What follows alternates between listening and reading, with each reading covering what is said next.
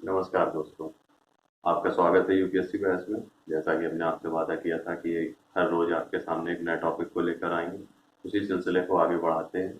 आज का हमारा टॉपिक है यूक्रेन रसिया वॉर से रिलेटेड। यहाँ पर हमें देखने को मिल रहा है कि भारत और पाकिस्तान पहली बार एक साथ एक ही मुद्दे पर सहमत हुए हैं। ऐसा इसलिए हुआ है कि कोई भी देश किसी भी डेवलप्ड कंट्री से बैर नहीं लेना चाहता। रूस की बात यहाँ पर करते हैं कि भारत और पाकिस्तान ने यूएन जनरल असेंबली में मौजूद बिल के खिलाफ कोई वोट दिया ही नहीं। वो इस वोटिंग से नदारद दिखाई देते हैं। यहाँ पर करीब 141 देश रूस के अपोजिट खड़े दिखाई दे रहे हैं, जिसमें से काफ़ी छोटे देश भी शामिल हैं एशिया के, जैसे भूटान, नेपाल वगैरह भी। बट यहाँ पर भारत नहीं दिख रहा है कहीं भी। ऐसा इसलिए हुआ है कि रूस ने भारत को ये चेताया है कि अगर वो उसके खिलाफ जाएगा तो उसको काफ़ी कठिनाइयों का सामना करना पड़ सकता है, क्योंकि जैसा कि हम जानते हैं कि भारत की जो एनर्जी की सप्लाई है, क्रूड ऑयल वगैरह है, वो रसिया से काफ़ी मात्रा में आयात होता है। पाकिस्तान की बात करें तो पाकिस्तान जब सेकेंड वर्ल्ड वॉर के बाद यूएस के सपोर्ट में आया था और पश्चिम देशों के सपोर्ट में था, पर उसको अपने जो हित थे वो वहाँ पर पूरे होते नहीं दिखाई दे रहे, जिसकी वजह से वो इस बार रूस के सपोर्ट में खड़ा हुआ है। यूक्रेन जो कि एक छोटा देश है, लेकिन वो भी काफ़ी डेवलप्ड नेशन की कैटेगरी में आता है और भारत का सहयोगी रहा है। यहाँ पर हम कुछ बात कोट करना चाहेंगे जो भारत के प्रतिनिधि रहे टीएस त्रिमूर्ति ने यूएन जनरल असेंबली में बोली है। उन्होंने कहा है कि यूक्रेन में फंसे भारतीयों को वहां से निकालना उनकी पहली प्राथमिकता होगी देश की। और इस कार्य में भारत ने ऑपरेशन गंगा नाम से एक ऑपरेशन शुरू किया है, जिसमें आपको बताते चलें कि ये जो बिल यूएन जनरल असेंबली में इस समय पास हुआ है, ये बिल सबसे पहले यूएनएससी में रखा गया था, जिसको रसिया ने वीटो करके ख़त्म कर दिया था और फिर से दोबारा इसे यूएन जनरल असेंबली में लाया गया है। इससे पहले ये 21 फरवरी को प्रस्ताव रखा गया था यूएनएससी में। और एक बात आपको यहाँ पे बतानी जरूरी है कि जब भारत हमारा देश जो है, वहाँ के जो पत्रकार हैं करण थापर, उन्होंने भारत के सचिव, जो विदेश सचिव हैं, उनसे बात करी तो उन्होंने बताया कि जो भारत के लिए चुनौती इस समय सबसे बड़ी ये है कि जो पश्चिमी देश हैं और जो रसिया है, हमें दोनों के साथ सामंजस्य बैठा के चलना है, जो कि नहीं हो पा रहा है। और ये काफ़ी बड़ा मुद्दा है और काफ़ी बड़ी चुनौती है।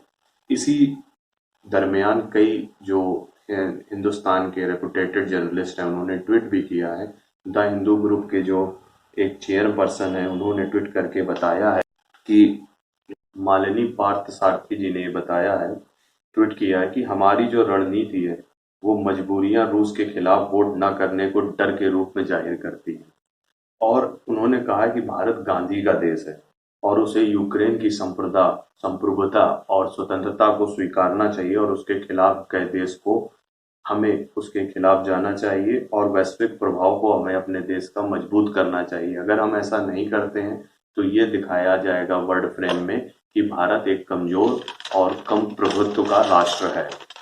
एक यहाँ पर सबसे ज्यादा बात जानने की ये है कि इस वीटो के दौरान और यूएन जनरल असेंबली में जब बिल पास हुआ है, तो यहाँ पर सिर्फ भारत ही वोटिंग से नदारद नहीं रहा है। करीब ऐसे देश थे जो पावरफुल भी हैं और उन्होंने वोट नहीं किया, जैसे कि चीन हो गया, आपका भारत हो गया, पाकिस्तान हो गया, और श्रीलंका भी इस वोटिंग से नदारद दिखाई दिया। चीन का तो हमको समझ में आता है कि उसके अच्छे संबंध हैं रसिया से और दोनों देश एक ही कम्युनिस्ट को पार्टी को बिलोंग करते हैं, एक ही कम्युनिटी में आते हैं, तो उन्होंने इसका साथ दिया।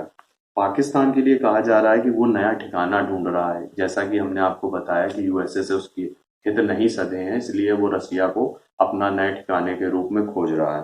भारत के कई पड़ोसी देशों ने पश्चिम का साथ दिया, जैसे भूटान, नेपाल, मालदीव, तालिबान शासित अफगानिस्तान और सैन्य शासन वाला म्यांमार, इसने भी रसिया के खिलाफ जाके वोटिंग करी है। यूएन जनरल असेंबली में जो भारत ने वोटिंग में पार्टिसिपेट ना करके एक सूचना दी वहां पर, और कई राष्ट्रों के जो विशेषज्ञ हैं उन्होंने इसमें प्रतिक्रिया दी है कि ये भारत का जो स्टेप है ये काफी बेईमानी से सा लगता हुआ प्रतीत हो रहा है। उसी बारे में जब यूएन जनरल असेंबली में यूक्रेन देश की बारी आती है बोलने की, तो उसने अपने भाव को प्रकट किया और कहा कि हम भारतीय छात्र की जो मृत्यु हुई है यूक्रेन में रसिया के हमले के दौरान, उसके लिए हम संवेदना प्रकट करते हैं। और कई देशों की जो प्रतिक्रिया आ रही है भारत के खिलाफ, ये एक चिंतनीय विषय है। कई ट्वीट हुए जिनमें कहा भारत और पाकिस्तान वोटिंग से बाहर रहे, लेकिन बांग्लादेश और श्रीलंका ने भी ऐसा किया। इसका कारण यहाँ पर देखा जा रहा, बांग्लादेश हमेशा से जब से वो देश बना है वो रसिया के संपर्क में रहा है और उसका एक तरीके से समर्थक रहा है। अंतर्राष्ट्रीय मुद्दों के जो अध्येता हैं सैमुअल रमानी, उन्होंने ट्वीट करके लिखा है कि रूस के खिलाफ वोटिंग से भारत और पाकिस्तान दोनों का बाहर रहना एक अपवाद स्वरूप गठजोड़ है, जो कि एक बहुत बड़ी बात है। पहली बार ये देखा गया है कि पाकिस्तान और भारत एक मुद्दे पर एक साथ दिख रहे हैं किसी अंतर्राष्ट्रीय प्लेटफॉर्म पर। और कई लोग भारत के इस कदम की आलोचना भी कर रहे हैं, जैसा कि बार बार हम आपको ये बता रहे हैं। द हिंदू ग्रुप की जो चेयरपर्सन है, जैसा भी हमने आपको बताया, मालिनी पार्थ सारथी ने ट्वीट किया था कि देश अपना गांधी का है और गांधी की विचारधारा को ही यहाँ पे सपोर्ट मिलना चाहिए। और अभी के माहौल को और मोदी जी को देखते हुए जो सोचा जा रहा था कि एक बोल्ड स्टेप लिया जाएगा, लेकिन यहाँ पर हमारा देश भारत कमजोर होता हुआ दिखाई दे रहा है। हम चाहते हैं अपने देश से कि ये आगे बढ़ के कोई बोल्ड स्टेप ले और रसिया को ये जाना चाहिए मैसेज कि वो गलत कर रहा है। युद्ध से किसी भी समस्या का हल नहीं मिलता है। कुछ भी हो जाए, मुद्दे दब सब मुद्दे टेबल पे आकर ही खत्म होते हैं। हमको अच्छा लगेगा, आपको वीडियो ये अच्छा लगा, जानकारी अच्छी लगी तो इसको लाइक करें, शेयर करें, सब्सक्राइब करें। हम कल फिर हाजिर होंगे आपके सामने एक नए वीडियो के साथ। तब तक के लिए धन्यवाद। नमस्कार।